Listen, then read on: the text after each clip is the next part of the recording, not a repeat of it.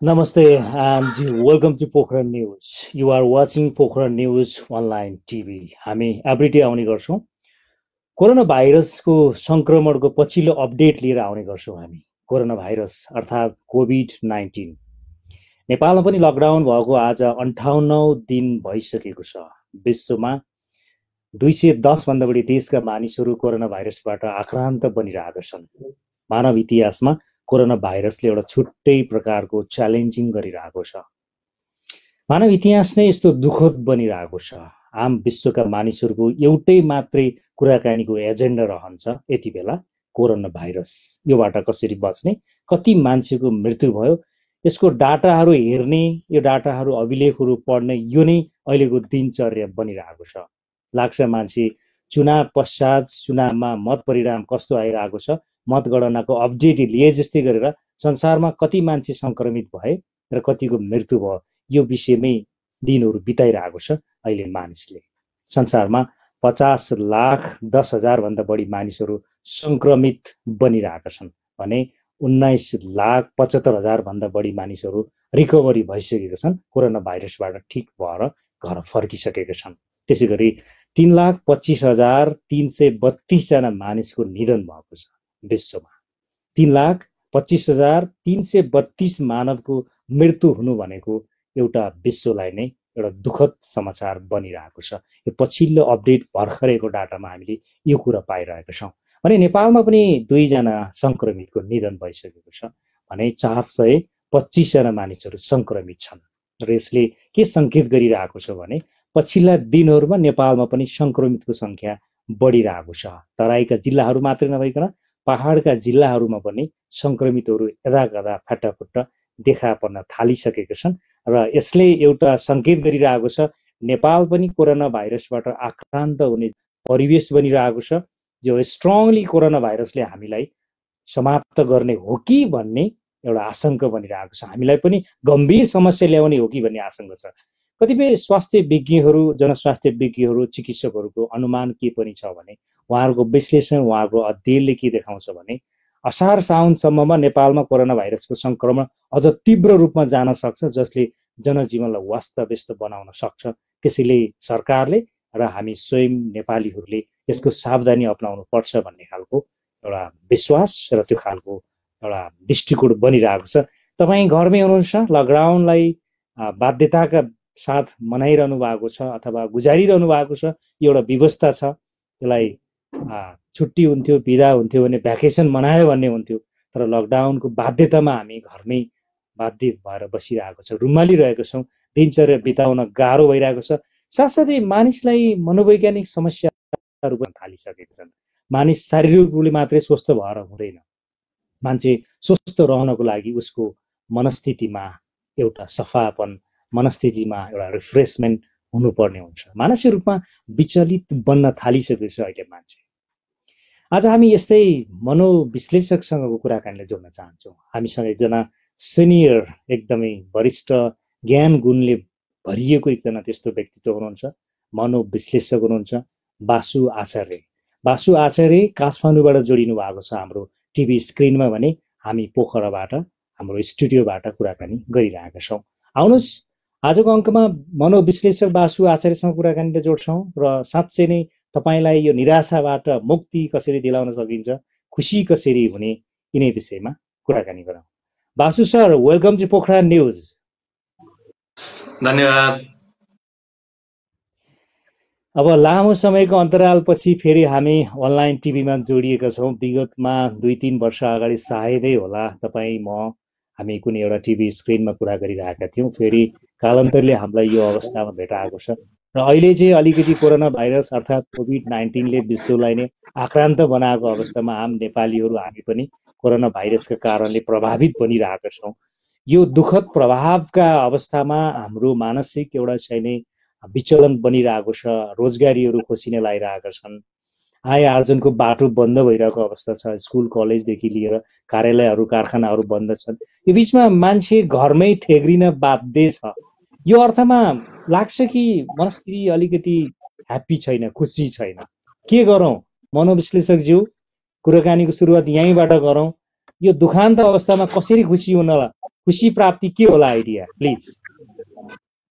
अहिलेको स्थितिलाई मध्यनजर गर्दाखेरि हामीले लकडाउन पछि हामीले घरमा सीमित घेराभित्र राखिराख्नु परेको अवस्थालाई के ध्यान दिनुपर्छ भने अहिले हामीले त्यो बेलाको जस्तो खुसी, त्यो बेलाको जस्तो आनन्द, पहिलाको जस्तो रमाइलो चङ्गा एकदम सजिलो हुन ट्राई गर्नु हुँदैन। किनभने यो अवस्थामा हामीले गरेको त्यो तरिकाको खुसी ल्याउन सम्भावना छैन। त्यो पहिला एक्सेप्ट गर्नु पर्यो आफूलाई। अब खुसी आउने तरिकाहरू, आइडियाहरू, टेक्निकहरू अलिक फरक खाले, अलिक भिन्नै खाले, अब अलिकति नयाँ खाले, अलिक क्रिएटिभ खालेतिर अगाडि जोड दिनुपर्छ। किनभने हामी पहिलाकै आनन्द खोज्न थाल्यौँ भने चाहिँ त्यो आनन्द प्राप्त हुन सक्ने सम्भावना एकदम कम छ। हामी त बाहिर जानै सक्दैनौँ, हामी साथी भेट्न सक्दैनौँ, हामी कलेज जान सक्दैनौँ, हामी आफ्नो पसलहरूमा जान सक्दैनौँ, हामी कुनै पनि व्यापारमा, कुनै पनि पक्षमा हामी बाहिर जान सक्दैनौँ भने अब खुसीको मोडल, खुसीको स्ट्राटेजी, खुसीको ढङ्गहरू परिवर्तन गर्नुपर्छ। त्यसको लागि पहिला आफ्नो क्राइटेरियाहरू याद गरेर, पहिला आफ्नो स्थिति परिस्थितिहरू याद गरेर, अनि त्यसपछि अलि सङ्कुचित भइसकेको अवस्थामा चाहिँ अनि सीमित सीमित खुसीहरूमा हुन ट्राई गर्नुपर्छ। हुने अब यहाँले भन्नुभयो पहिलाको जस्तो खुसी प्राप्त गर्नु त यो माहौलमा सकिँदैन। यो अलिक खालको अलिक कुण्ठाले भरिएको एउटा चाहिने वातावरणमा हामी पहिलाको जस्तो घुमफिर गरेर खानपिन गर्ने, डुल्ने, साथी भेट्ने त्यो खालको ह्याप्पिनेस गेइन गर्न सक्दैनौँ डेफिनेटली।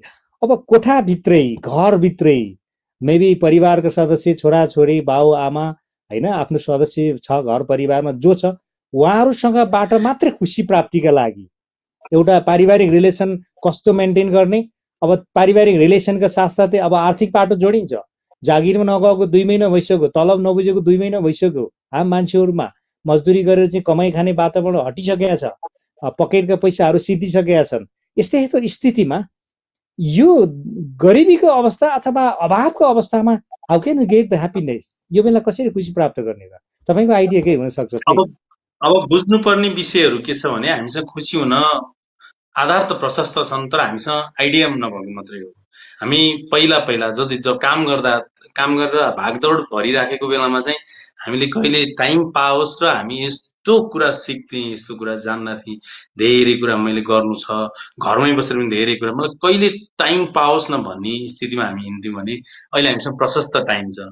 अब त्यो बेला राखिएका योजनाहरू, त्यो बेला सिक्न खोजिएका पक्षहरू, त्यो बेला हामीले के योजना बनाएको छौँ त घरमै राखेर टाइम भएदेखि पढ्नको लागि, सिक्नको लागि, जान्नको लागि, केही कुराहरू बच्चाहरूलाई सिकाउनको लागि, मम्मी बुवालाई टाइम दिनको लागि, श्रीमतीलाई प्रशस्त समय दिनको लागि हो। यो कन्सेप्टमा रहेर अब हामी स्ट्राटेजीहरू बनाउनुपर्छ। जस्तै अब लोकसेवा तयारी गर्नेले अब मजाले पढेर बस्ने, यो न्युजको चक्करमा लागेर हुँदैन।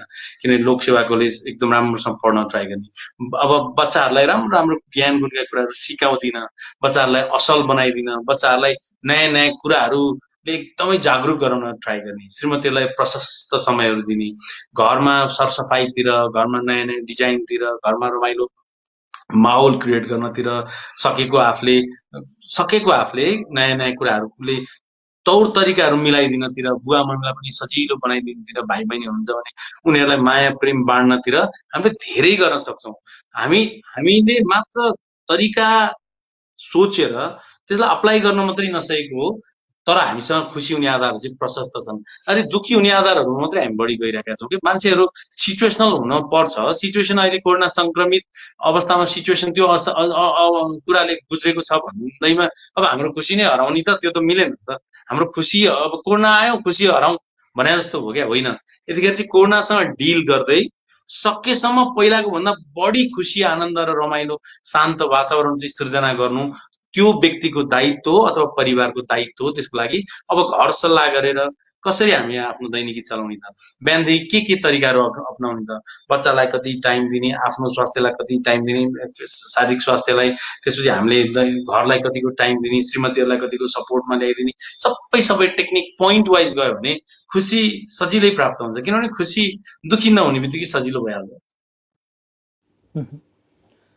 अब सबैको हकमा त खुसी बनाउनको लागि परिवारको सदस्य मेलमिलाप, खानपान अथवा त्यो एउटा ब्यालेन्सिङ, एउटा सन्तुलित रूप व्यवहार गर्न सकियो, छोराछोरीलाई समय दिने, श्रीमती श्रीमानलाई समय दिन सक्ने, घरका वृद्ध बुवा आमाहरूलाई पनि विशेष खालको केयर गर्न सक्ने, घर सफा सुग्घर गर्न सक्ने, होइन, कुनै सृजनात्मक कामहरू गर्न सक्ने, कलाहरू चित्रहरू बनाउनेदेखि लिएर घरको डेकोरेसनदेखि लिएर सबै कुराहरू गर्दै गयो भने एक खालको दिन बिताउन सकिन्छ।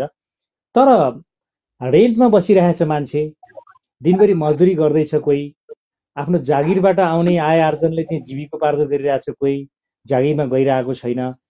अर्कातिर मान्छेलाई आर्थिक तनाव चाहिँ नि बढिरहेको छ। पहिला चाहिँ अलि निम्न वर्गीय मान्छेहरूलाई आर्थिक सङ्कटले चाहिँ एक खालको तनाव दिइरहेको थियो भने अहिले मध्यम वर्गीय मान्छेहरूलाई चाहिँ आर्थिक तनाव देखा पर्न थालिसकेको छ। ब्याङ्कको किस्ता होला, घरबाट बुझाउनु पर्ने कुराहरू होलान्, होइन, आफ्नो चाहिँ आम्दानीले चाहिँ छोराछोरीको चाहिँ करियर सपोर्ट गर्नुपर्ने कुराहरू होलान्, रोजगारी रहने हो कि होइन, यो खालको विचलन छ। झन्डै आधाभन्दा बढी 60-70% मान्छेहरूमा यो खालको चाहिँ आर्थिक तनावसँग जोडिएको समस्याले उसको मस्तिष्कमा स्ट्राइक गरिरहेको छ।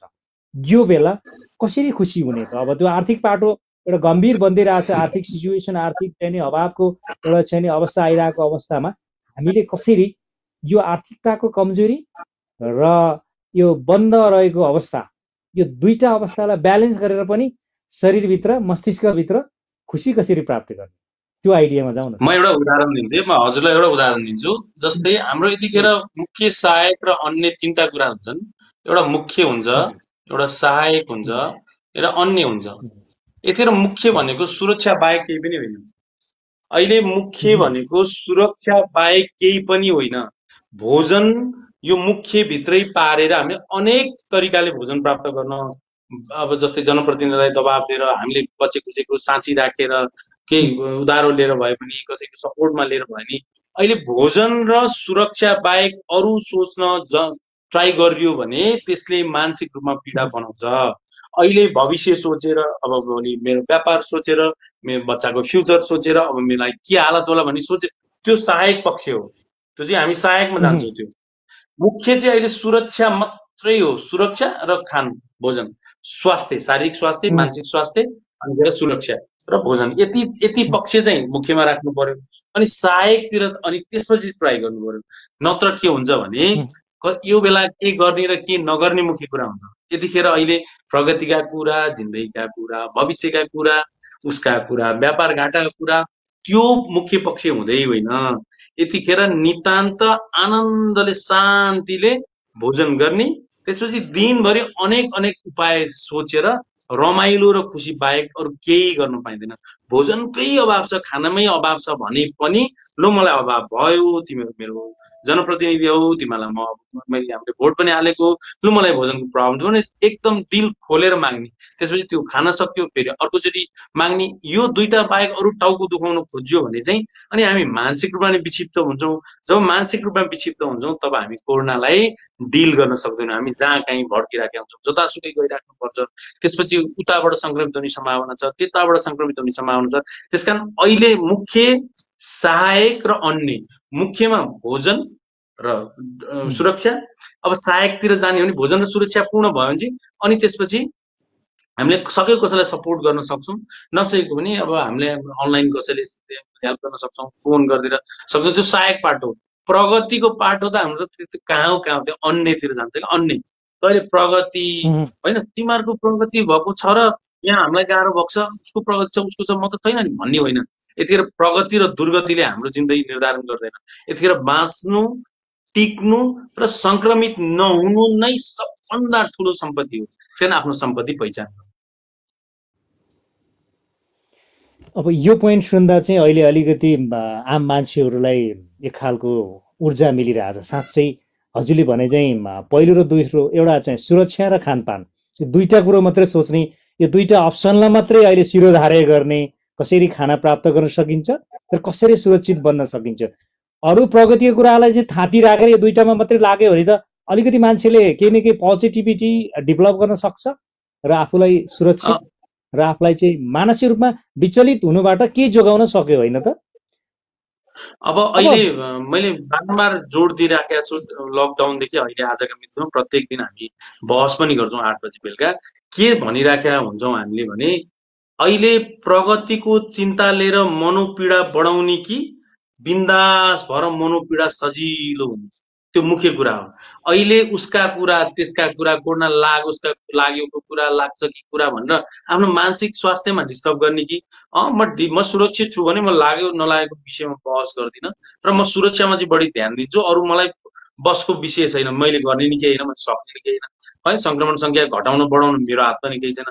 मैले बस बाहिर ननिक्लिदिएर घरमा माहौल रमाइलो रोमान्टिक बनाइदिएर आफूलाई चिल बनाउनु र शान्ति हुनु नै अहिलेको उद्देश्य हो भनेर अगाडि बढ्न थालिसकेपछि लकडाउन सकियोस्, कोरोनाको औषधिहरू आइहाल्छ, जसरी पनि आइहाल्छ। यत्रो संसार लागेको छ।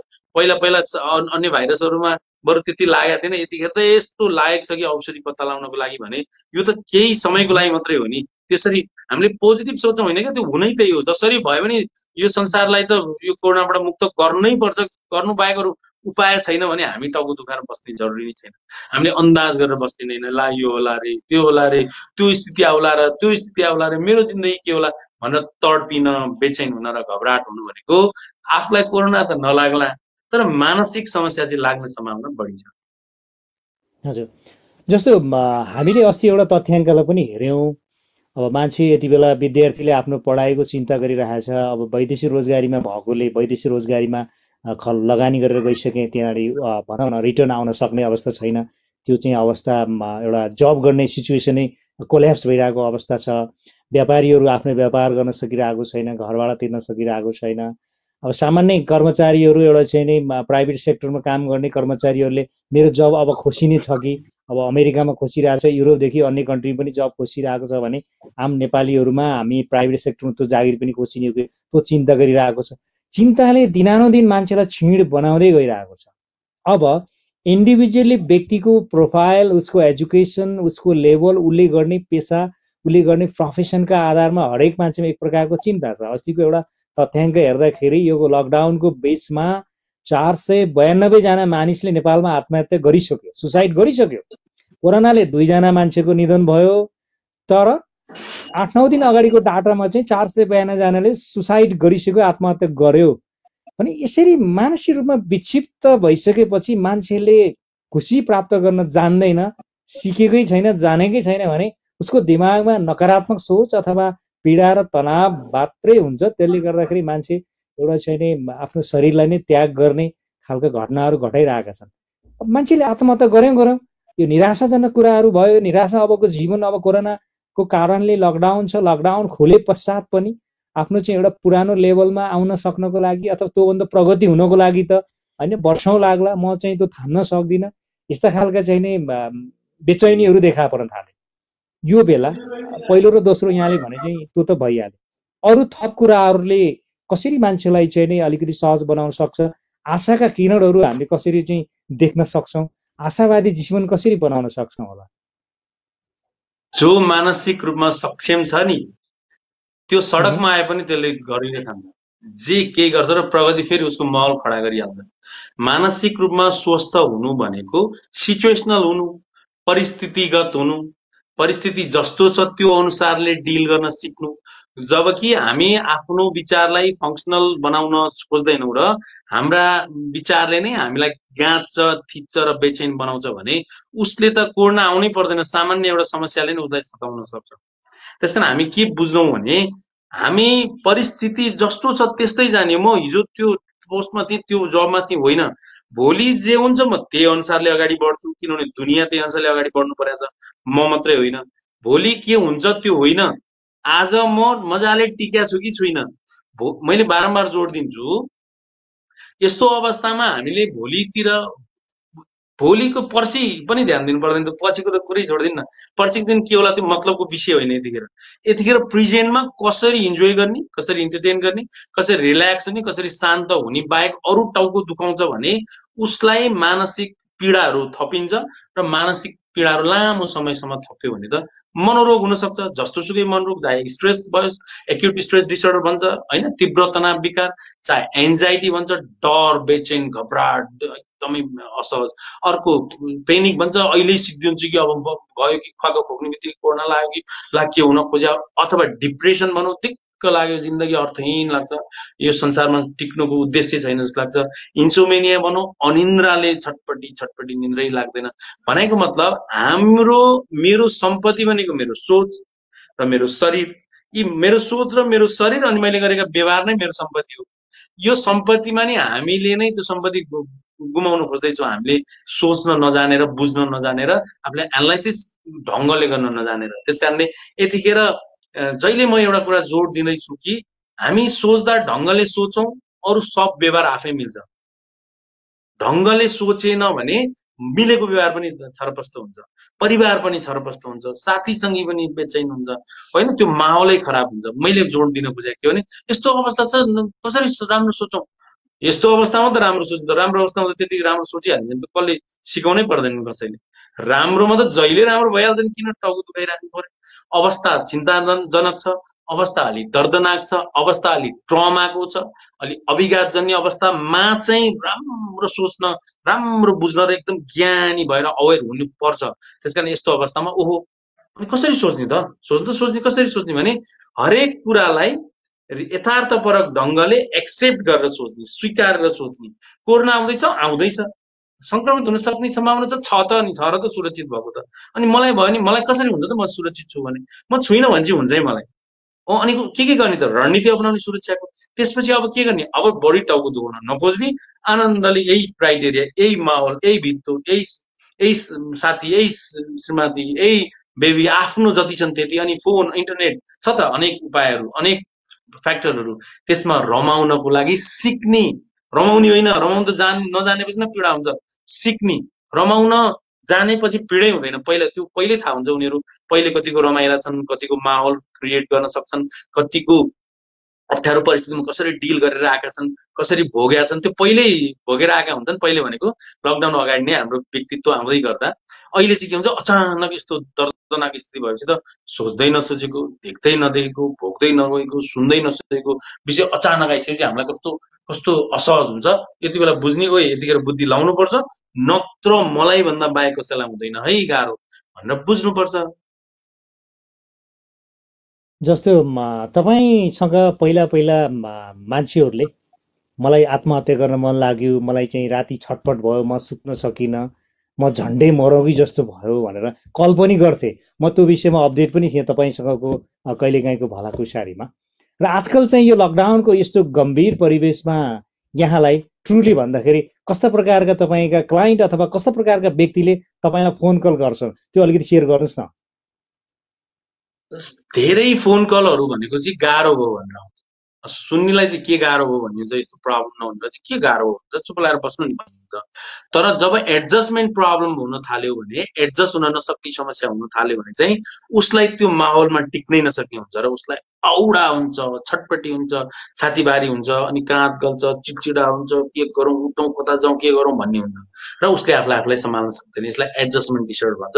यस्तो फोन धेरै हुन्छ, मलाई गाह्रो भयो, म सम्हालिन सकिनँ, म के गरौँ, मलाई यस्तो फिजिकल सिम्टमहरू आइसकेका छ, मलाई छटपटी भएर परिवारले पनि मलाई रिस गर्न थालिसके, म यस्तो एउटा प्रब्लम आयो। अर्को प्रब्लमको फोन आउँछ, निन्द्रै लाग्दैन, मलाई निन्द्रै लाग्दैन, मलाई गाह्रो भइसक्यो, अब ननिदाउँ सकिँदैन, ननिदाइ भएन, निदाउँ निन्द्रै आउँदैन, त्यस कारण निन्द्राका फोनहरू आउँछन्। अर्को एन्जाइटी भनेको दुश्चिन्ता, त्यो चाहिँ अब गाह्रो भयो एकदम, अब के हुन्छ कि सर म अब के गर्ने होला, मलाई सम्झाइदिन्न, बुझाइदिन्न। अब त्यो कस्तो हुन्छ नि, अब चिन्ता बुझेकाहरूले चाहिँ फोन गर्नुहुन्छ मलाई सम्झाइदिनु, बुझाइदिनु भनेर, तर चिन्तै नबुझ्नेहरूले चाहिँ ऊ चिन्ता मात्रै गरेर बस्ने, यो चिन्ता चाहिँ एउटा प्रब्लम हो, यो चाहिँ मैले सोच्नु नजानेर यो चिन्ता आएको भनेर चाहिँ बुझ्नुहुन्न र अनि आफूलाई असहज परिस्थिति क्रिएट गर्नुहुन्छ। अब संक्रमितै मजाले आनन्दले भिडियो बनाएर टेन्सन नलिनु भनिराखेको बेलामा चाहिँ हामी धेरै तड्पिनु पनि जरुरी छैन भनेर हामी बुझ्दैनौँ। त्यस्तो अवस्थामा हामीले के बुझ्छौँ, सिद्धो गयो, बर्बाद भयो, अब केही हुनेवाला छैन, अब त रोक्दैन, संसारले रोक्न सक्दैन भनेर अगाडि बढेर पीडै पीडा। अब श्रीमानलाई भन्दा यस्तो नसोच न, यस्तो नै सोच्ने हो भन्दा झन् चित्त दुख्छ, किनभने उसलाई त राम्रो सोच्न आउँदैन। श्रीमानले भनेर मात्रै हुँदैन, कसैले भनिदिएर मात्रै राम्रो सोच्न कहाँ सकिन्छ त। त्यसको लागि त सबै स्ट्राटेजी, उस्तै परिस्थितिमा त राम्रो सोच्न नसक्दाखेरि औषधि पनि चलाउनु पर्छ। त्यो औषधि चलाएपछि राम्रो सोच्ने बनिन्छ, छ्वाङ्ग छोड्ने बनिन्छ र अनि आफूलाई अलिकति ट्र्याकमा ल्याउनु पर्ने हुन्छ। त्यस कारण सामान्य पीडाहरूलाई चाहिँ यसो सम्झाइ बुझाइ गरेर, अलिक जटिल छ भने काउन्सिलिङबाट, र गम्भीर प्रकारको छ भने काउन्सिलिङ र औषधि अनिवार्य गरेर यो सोच राम्रो बनाउन पनि सकिन्छ। मनोविश्लेषक हुनुहुन्छ बासु आचार्य सर। जस्तो मैले कतिपय सवालहरू चाहिँ अलिकति प्राकृतिक खालको राख्न मन लाग्छ। आम मान्छेले जे भोगिरहेको छ, आम मान्छेको गतिविधि जे देखिरहेको छु, आम मान्छेले मसँग जे कुराहरू सेयरिङ गरिरहेको हुन्छ, त्यो घटनाक्रमहरू अलिकति प्राकृतिक नै मैले उठाउने गर्छु।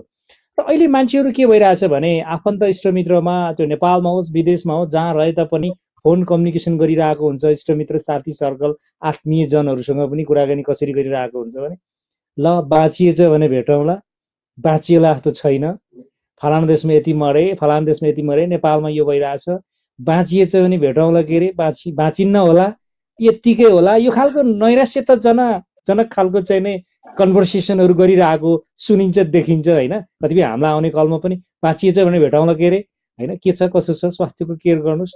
एउटा मान्छेले एउटा बाँच्नु र मर्नु कुरालाई जोड दिइरहेको हुन्छ, एउटा जीवन र मृत्युलाई नै उसका हरेक कम्युनिकेसनमा त्यस्ता खालका चाहिँ नि कन्डिसन राखेर चाहिँ नि दिनचर्या बिताइरहेको छ। यो बेला होइन हामी बाँचिन्छ, हामी निडर हुनुपर्छ, हाम्रो इम्युनिटी पावर, रोगसँग लड्ने क्षमता बढाउनु पर्यो, यो खालको खानपिन खानु पर्यो भनेर एउटा ऊर्जा निकाल्न के मनलाई नै दह्रो गर्ने उपाय के छ?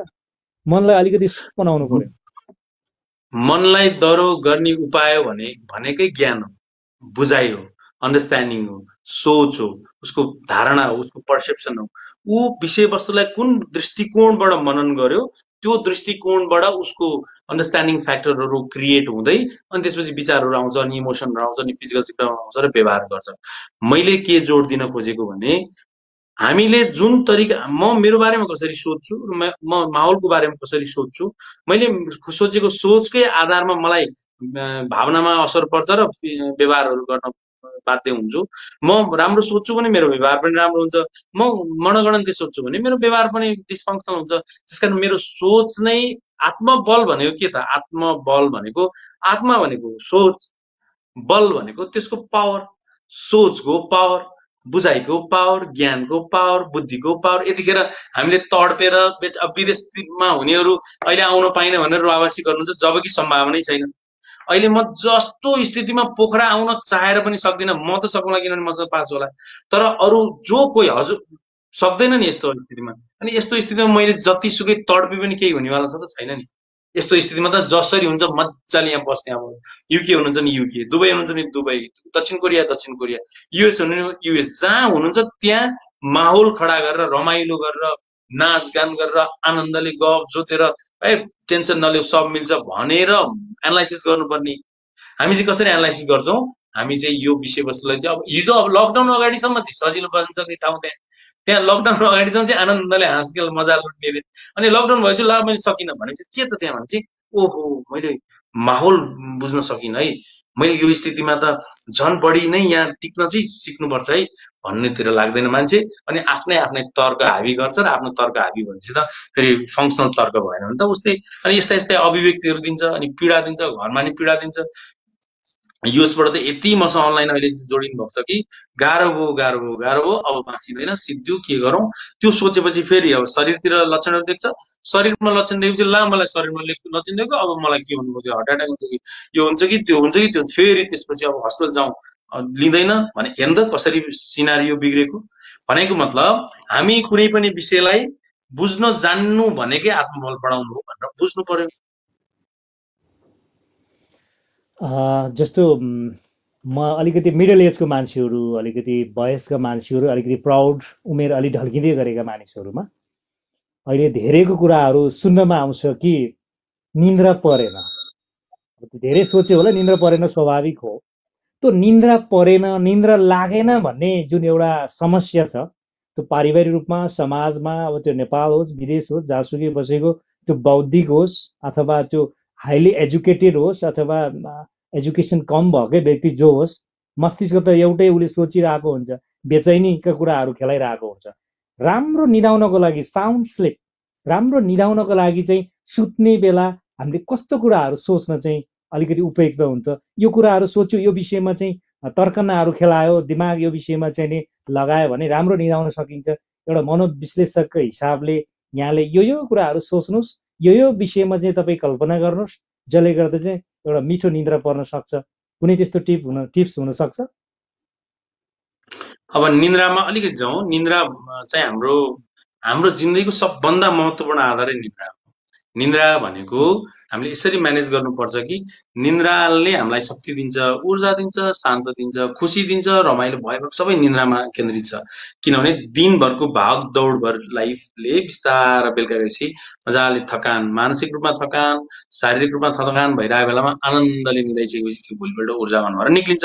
अब रह्यो के निन्द्रा किन लाग्दैन? निन्द्रा नलाग्ने केही फ्याक्टरहरू छन्। कसैलाई आफ्नो यो केही डिपेन्डेन्सी जस्तै अल्कोहल ड्रग युज गरिसकेपछि निन्द्रा नलाग्ने केस छ कि यो एन्जाइटी भनेको डराएका कारणले निन्द्रा नलाग्ने केस छ कि स्ट्रेस तनावका कारणले निन्द्रा नलागेको छ कि डिप्रेसन दिग्दारीपनका कारणले निन्द्रा नलागेको छ कि अथवा केही समस्या छैन मात्र निन्द्रा लाग्दैन, इन्सोमेनियाका कारणले केही नभइकन निन्द्रा मात्रै नलाग्ने इन्सोमेनियाका कारणले निन्द्रा नलागेका छ कि अर्को डिलुजनहरू शङ्काका कारणले निन्द्रा नलागेका छ कि अथवा एडजस्टमेन्ट प्रब्लमका कारणले कोहीको चित्त नबुझेको कारणले निन्द्रा नलागेका छ कि यो सबै कुराहरू पहिला एनालाइसिस गर्ने, निन्द्रा किन लागेको छैन त्यो याद गर्ने। अर्को कुरा निन्द्रा किन नलागेको भनेपछि यदि कुनै कारणले निन्द्रा नलागेको छ भने त्यो कारणहरू म्यानेज गर्नतिर लागिनुपर्छ। आफूले सक्दैन भने एक्सपर्टको सपोर्ट लिनुपर्छ, कारण म्यानेज गर्नै पर्छ। बिना कारण निन्द्रा लागेको छ भने अब चाहिँ रणनीतिहरू तयार गर्ने, स्ट्राटेजीहरू बनाउने। के स्ट्राटेजी बनाउने? यदि तपाईँ निन्द्राको बेलामा तपाईँका विचारहरू हाबी भएका छन् भने तपाईँलाई निन्द्रा कहिल्यै लाग्दैन। यदि निन्द्राको बेलामा विचारहरू हाबी छैन र मस्त आफ्नो वैचारिक पक्ष पनि सजिलो भयो भने राम्रा गतिला मजाका एकदम छुट्टै प्रकारका छन् भने निन्द्रा चाहिँ एकछिन जाने नै खास निदाइहाल्छ मान्छे। अब फेरि निन्द्राको विषयमा नि कसैलाई सुरु हुन गाह्रो हुन्छ, निन्द्रा लागेपछि स्वाट फेरि बिहानसम्म निदाइन्छ। अर्को पक्ष सुरु हुन्छ निन्द्रा लाग्छ, अब फेरि बिचमा 11 बजीतिर निन्छ, यसो घडीहरू ला 11 बजीतिर म 4 बजेर भने 11 बज्यो, त्यो फेरि एकछिन निदाए फेरि ला बिहान भयो कि भने फेरि 2 बज्यो भने यो खाले निन्द्रामा समस्या।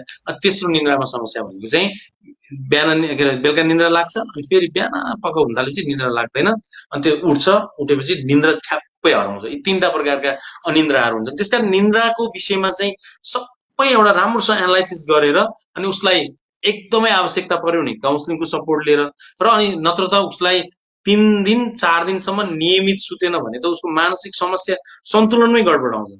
कस्तो उसको हरकतै अप्ठ्यारो गर्न थाल्छ र उसले मेडिसिन म्यानेज गरेपछि फेरि जस्ता त्यस्तै भइहाल्छ, सजिलो हुन्छ। त्यो 4-5 दिन निदाएन भने जो कोहीलाई गाह्रो हुन्छ एउटा।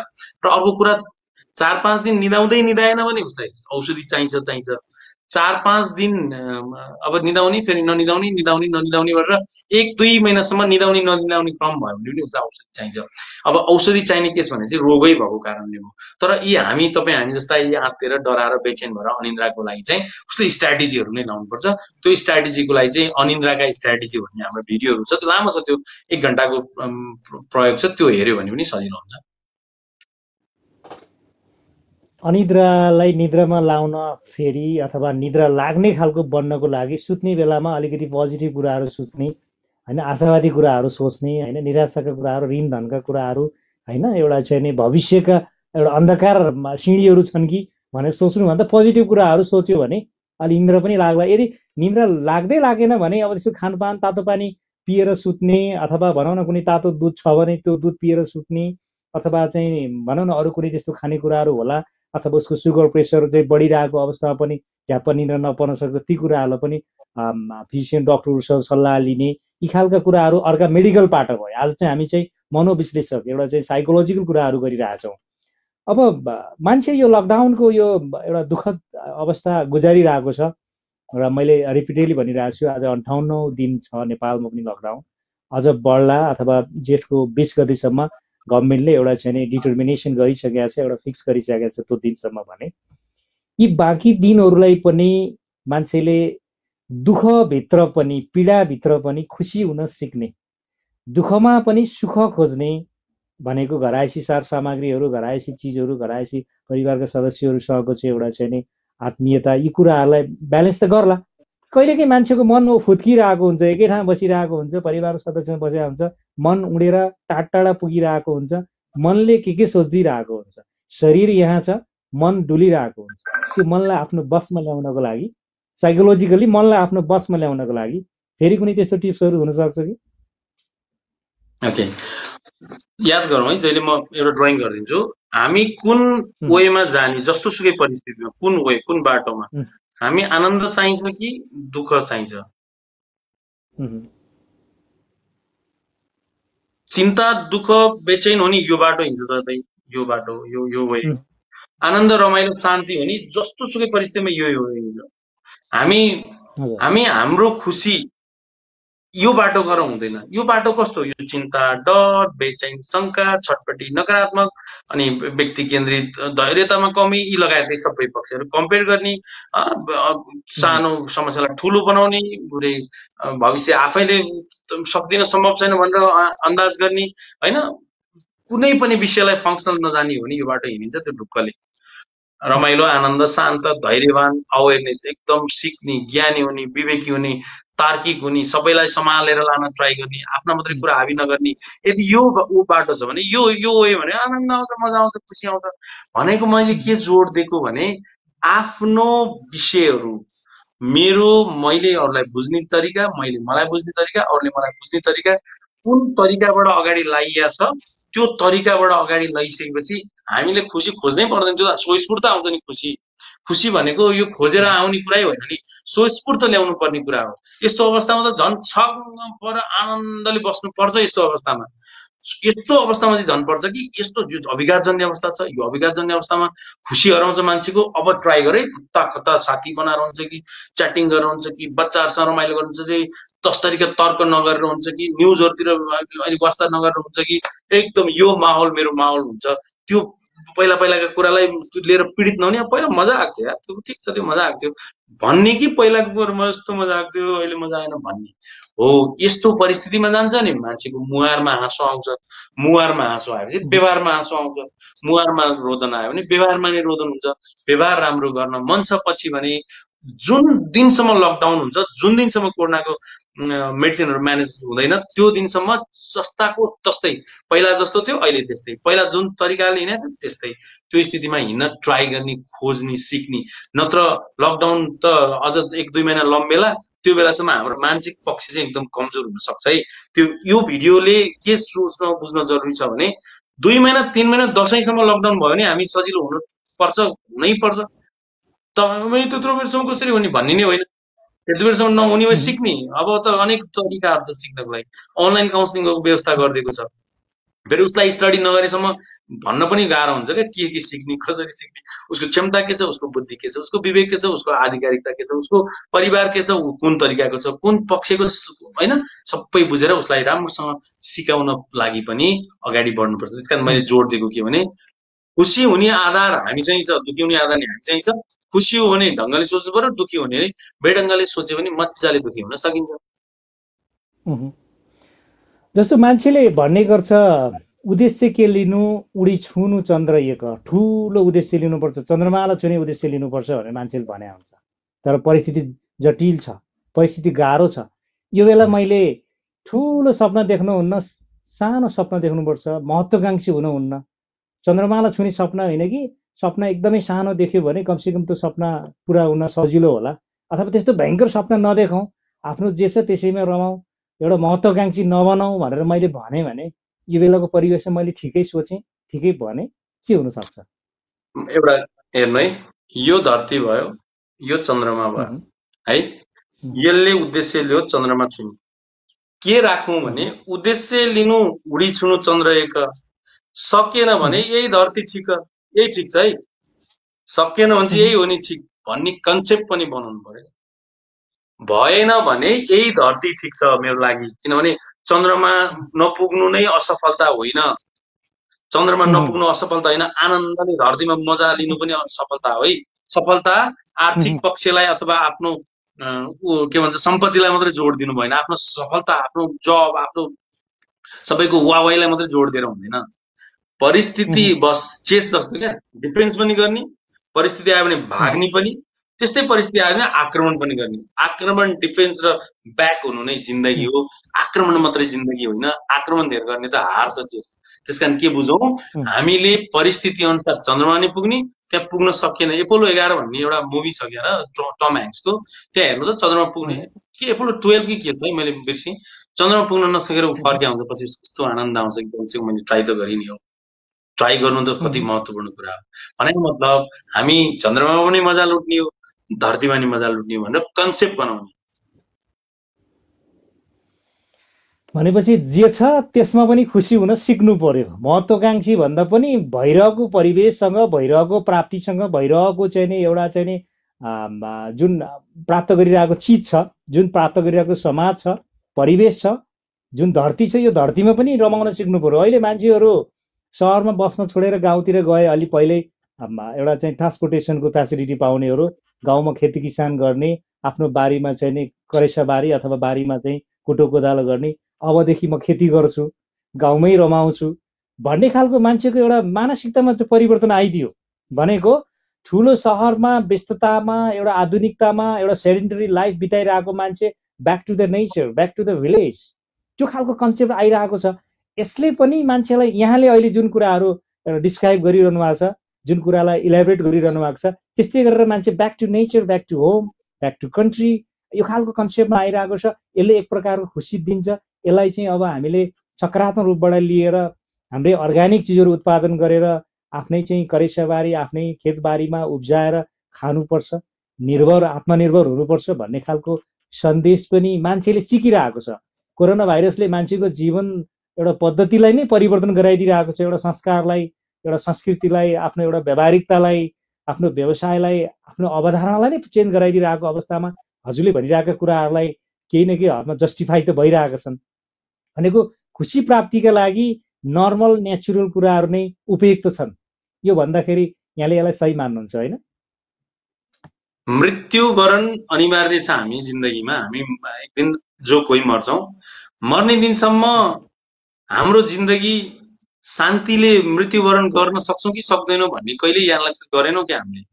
हामी चाहिँ यस्तो भइदियो भने यति दौडधुप गरेको छ, यति सङ्घर्ष गरेको छ, यति पीडाले बसेको छ, छटपट्या छ, बेलुका गयो घरमा शान्ति छैन, फेरि सुत्यो, बुढी ठुस्स परेको छ, श्रीमान यता फर्किया छ। हेर्नु है माहौल, हेर्नु कि काठमाडौँकै भनौँ, पोखराकै भनौँ, गाउँ कहिल्यै राम्रोसँग फर्किन पनि सकेन। गाउँको विकास नभएसम्म केही हुनेवाला छैन देश भन्ने कुरा पनि थाहा छ। भनेको हामीले आफ्नो पक्षलाई नि कहिले एनालाइसिस गर्न, ध्यान दिन, बुझ्न जानेनौँ क्या। यस्तो अवस्थामा चाहिँ यो कोरोनाकोले एउटा राम्रो सन्देश पनि दिएको छ। यो सही कुरा उठाउनु भयो। हामीले जिन्दगीलाई बुझ्न पो सिकायो त कोरोनाले। हामी तडपेर बस्नु पर्दैन है, जिन्दगीलाई बुझाउँदै पनि छ यसले। यसले खुसी हेर त कस्तो अवस्थामा आपत पर्दाखेरि तिमीलाई कति गाह्रो भइरहेको छ, यस्तो तिमी पहिल्यै सिकेर आइरह्यो भए यो आपत परेको बेलामा तिमीलाई खुसी खोज्न कहीँ जानै पर्दैन थियो भन्ने पनि ज्ञान दियो। त्यो अनुसारको बच्चालाई सिकाउन, त्यो अनुसारको आफ्नो साथी सङ्गीलाई बुझाउन कस्तो सपोर्ट गरेर चाहिँ यसबाट त शिक्षा पनि लिनुपर्छ, यसबाट त अझै ज्ञानी पो हुनुपर्छ। यसबाट त ओहो माहौल भनेको जस्तो सुकै हुँदो रहेछ, मान्छेको जीवनमा जे केही घट्न सक्दो रहेछ, त्यसलाई रेडी भएर बस्नुपर्ने छ। जस्तो सुकै घट्दा पनि मनमा चाहिँ शान्ति पैदा गर्नुपर्ने छ भन्ने बुझाउन पनि यसले सपोर्ट गर्यो। त्यसकारण अब गाउँ जाने, गाउँतिर विकासतिर केन्द्रित हुने, अब लकडाउन पछि सबै नेपालीहरू फर्किने, आफ्नो देशको विकास गर्ने, राम्रा राम्रा असल र एकदमै सहज हाम्रो जनप्रतिनिधिहरूलाई चुज गर्ने अब है जे भएको छ एउटा माहौल त क्रिएट भयो, एउटा नयाँ माहौल खडा भएको छ, सबैको चेतनाहरू फैलाएको छ, सबै यति राम्रो राम्रो सजिलो सजिलो बन्न सकिन्छ। तर यही सोच हो, सिद्धियो गयो बर्बाद भयो, केही हुनेवाला छैन। अब मेरो जिन्दगी गयो, मेरो परिवार पनि तथा नाम भयो, अब के गर्ने रुवावासी, अब कतिखेर गुवा रुनी हो हेर्दै जानु। अब यो लकडाउन अझै बढ्न थाल्यो भने त सुसाइडको केसहरू एकदम बढ्नेवाला छ, एकदमै बढ्नेवाला छ। किनभने उसले आफूलाई बुझाउनै सक्दैन, जान्ने बनाउनै सक्दैन। सक्दै नसकेपछि कमसेकम सपोर्ट लिनुपर्छ है भन्ने पनि जान्दैन। उसले के गर्छ, मेरो सोच सत्य हो, मैले जे सोचेँ त्यो सत्य हो, अब सिद्धि भनेर सोचेँ र सिद्धि भन्नेसम्म उसको विचार आउन सक्छ। उसले यति सिद्धियो भनेर सोच्नु मानसिक रोग हो, यसको लागि औषधि सेवन गर्नुपर्छ। सुसाइडको विचार भनेको मनोपीडाका कारणले आएको, मनोपीडा समाधान गर्ने बित्तिकै सुसाइड विचार हट्छ र अनि सजिलो जिन्दगीका राम्रा राम्रा उपायहरू, राम्रा राम्रा अब प्रगतिका विषयहरू सोच्न आउँछ भन्ने कुरा बुझ्दैन र अनि आत्महत्याको लागि ऊ रेडी हुन्छ, प्लानिङमा रहन्छ। त्यसकारण यस्तो अवस्था चाहिँ जागरणले, यस्तो अवस्था चाहिँ तपाईँ हामी जस्तो यो विषयमा बुझ्न खोज्न, जान्न खोज्नेहरूले यसरी सचेतना फैलाइदिनुपर्छ। मनोविश्लेषक बासु आचार्यज्यू, अब तपाईँसँग कुराकानी गर्दाखेरि छुट्टै मजा हुन्छ। आम मान्छेहरूले, दर्शकले हेर्दा पनि छुट्टै खालको एउटा रिलिफ फिल गर्नुहुन्छ। कुराकानी धेरै छन्, सकिँदैन। मलाई यो संवादलाई रोक्न मन लागेकै छैन। यद्यपि हामीसँग अब कुराकानीलाई छुट्याउनु पर्ने बेला भएको छ। अब यति बेला कुरा गरियो, लामो कुराहरू भयो, धेरै कुराहरू टिप्स दिनुभयो। एज अ कन्क्लुजन संक्षिप्त रूपमा चाहिँ नि सबै कुरालाई समेटेर अन्त्यमा केही भन्नुहुन्छ? तपाईँले कुरो मिलाउने बित्तिकै केही छैन बाहिर, एउटा कोरोनाको भाइरस आउन खोज्दैछ त्यति छ, अरू अरू केही छैन, ठिकै छ, माहौल ठिक छ, प्रकृति ठिक छ, सबै आफ्नो ठाउँमा छन्, पीडा सबैलाई छ, तपाईँलाई मात्रै छैन, संक्रमणको डर सबैलाई छ, हल्का डर हुनु पनि पर्छ, डर नभयो भने त त्यो त झन् नराम्रो पक्ष हो, हल्का ठिक छ, अलिअलि डराउनु पर्छ। मेरो विचारमा हामी डरको हिसाबले 30% जति डराउनु पर्छ, आवश्यक अलि हाम्रो संक्रमण संख्या बढ्यो भने 50 सम्म पनि जानुपर्छ, एकदम अलि बढी नै डराउनु पर्छ, अलि बढी नै अवेर हुनुपर्छ, अलि बढी सुरक्षित हुनुपर्छ। तर यो माहौल नबुझिकन 80% सम्म डर हानिदिने, दिगदारी त्यस्तै, औडा त्यस्तै, छटपटी त्यस्तै, बेचैन त्यस्तै गरिदिने बित्तिकै के बुझ्नु, अब माहौल ठिक छैन, मेरो मनको माहौल ठिक छैन, अब मेरो मनलाई ट्रिटमेन्ट चाहिन्छ, उपचार चाहिन्छ, त्यो आफैले ट्राई गर्ने उपचारको लागि, आफैले परिवारले सपोर्ट गरेछन् भने ए हो है उसले भनेको पनि ठिकै हो, म पनि यही संक्रमितको वरिपरि छु, ऊ पनि संक्रमितको वरिपरि छ, ऊ चाहिँ इन्जोय गरिरहेको छ, मलाई उल्टो सम्झाइरहेको छ, म तड्पिरहेको छु भने ए मैले पनि यसको जसरी सोच्नुपर्छ कि क्या हो भनेर बुझ्न ट्राई गर्ने। अनि एकदमै आपत परेछ भने होइन मैले उसले बुझाएको मैले बुझिनँ, जानिनँ, अब मलाई अब कसैले काउन्सिलिङ गर्दैछ भने काउन्सिलरलाई सपोर्ट रूपमा लिने, काउन्सिलर पनि सपोर्ट पाइएन कतै भने नजिकको हस्पिटल जाने, डक्टर कहाँ जाने, मलाई गाह्रो भयो, एकदम गाह्रो भनेर केही मेडिसिनहरू म्यानेज गर्ने एउटा, र एकदम अचम्मै कोही भेटेन भने 98511177 320मा फोन गर्नुहोस् मलाई, म तपाईँलाई सकेको सपोर्ट गर्छु, तपाईँलाई सकेसम्म यो मनको पीडाबाट मुक्त हुन केही न केही उपाय रणनीतिहरू तयार गर्नलाई हेल्प गर्छु। त्यसको लागि चाहिँ अब झन् मिडियाले नि राम्रो राम्रो भूमिका खेलेको छ, मिडियाहरूको सबै न्युजहरू राम्रोसँग एनालाइसिस गर्ने, आधिकारिक मिडियाहरूसँग मात्रै फलो गर्ने, जुन एकदमै रिसर्च बेसमा गरिएका तर्कहरूलाई प्राथमिकता दिने। अर्को कुरा भनेको चाहिँ आफ्नो पीडाहरू सेयर गर्ने, मलाई गाह्रो भयो भन्ने, मलाई केही पर्दैन मलाई गाह्रो भयो भन्ने हो, अलिअलि गाह्रो लाग्नु घर परिवारले, किनभने उनीहरूले बुझ्दैन, मेन्टल हेल्थ त राम्रो छ, कसैले बुझेकै हुँदैन, शारीरिक स्वास्थ्य त यस्तो बिजोग छ, शारीरिक स्वास्थ्यको के छ, मानसिक स्वास्थ्य त त्यो धेरै पछाडिका कुरा हुन्।